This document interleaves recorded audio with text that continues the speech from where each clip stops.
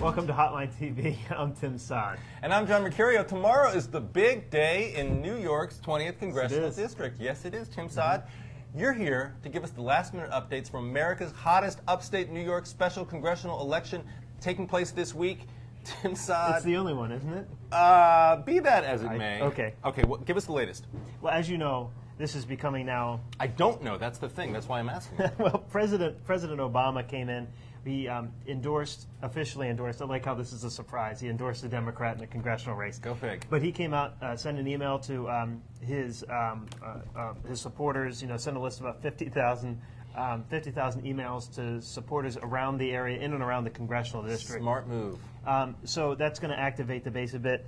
The DNC also released a TV ad late last week touting that endorsement, although there's a picture of Obama, but no audio, no visual, nothing like that. But it's enough to give voters the hint that, hey, Obama likes this guy. Sure. Get this guy out. So the last week has all been about, the last part of last week has all been about Obama coming in and now making this a national race. Okay.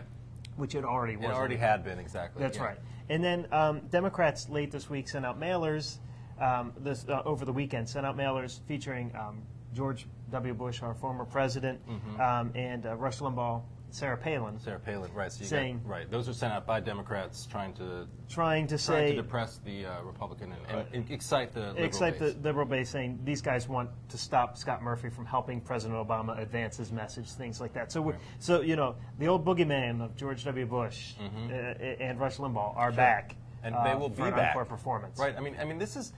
I hate to try to make this into a bellwether, but you're seeing the indications of the Democratic strategy for the 2010 cycle, right? I mean, you're going to be hearing a lot about Rush Limbaugh. You're going to be hearing about Sarah Palin, and to some extent, I think you'll still be hearing about Bush, even though I think Republicans have done a really good job of distancing themselves from the party. Page. Yeah, turning. I agree. I think though we're still sort of seeing some of the leftovers of 2008. Sure. 2009. I don't think. I mean, if we're talking about Rush Limbaugh in 2010, Republicans are in a world of hurt. Well, we could be though. I mean, if Democrats have their way, that's very really possible. But I think this is going to be. I think the reason why Obama is playing so well here early is because I think people are still giving Obama the benefit of the doubt on the economy, and I still think that people are still. This is sort of George Bush's economic problems. Okay. So that's why I think.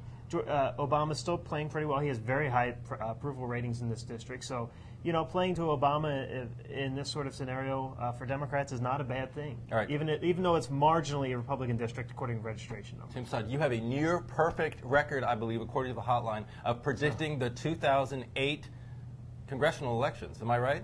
I believe that you were the winner of the 2009 pool. Congressional elections. I'm almost perfect. Almost perfect? Almost perfect. Let's do it. All right. Call it here now. Time to call it. Who will be the most special candidate in the New York 20 special election tomorrow? I don't think I'm going out on a limb because the Siena College poll came out Friday. There's only one poll that matters, Tim. There's only one poll that matters, and that's the poll that takes place on Election Day. I thought you were going to say Quinnipiac. No. But no. It's Siena. No, it's Election Day. You're right. Scott Murphy surged ahead according to that Siena College poll. Okay. I will say Murphy by a hair. By a hair. But I will say Murphy. The momentum has just all collapsed towards his direction in the last couple weeks, even though there's the AIG bonus scandal that could have helped the Republican Jim Tedisco. Sure. It should have helped him. It just seems that all the momentum has caved in the last several weeks. I mean, Tedisco has found nothing to stop the bleeding. Interesting. And it doesn't seem like anything's going to happen in the last couple of days to sort of thwart that advantage. And if Tedisco loses, is Michael Steele in trouble back at the RNC? I don't think so. I think we heard that last time against Tom Cole when he was at the NRCC. When he lost special election after special election after special election, everyone always said, this is the last one for Cole. Cole loses this one, it's it.